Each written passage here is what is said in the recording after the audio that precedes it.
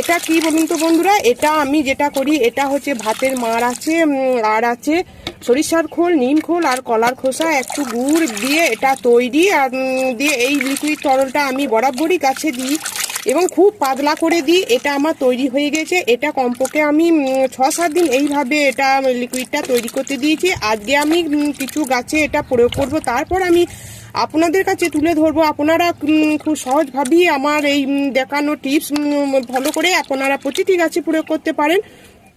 অবশ্যই এটা সকাল আর বিকালে প্রয়োগ করবেন এবং গাছের গোড়ার মাটি ভিজে থাকলে অবশ্যই এটা করবেন না।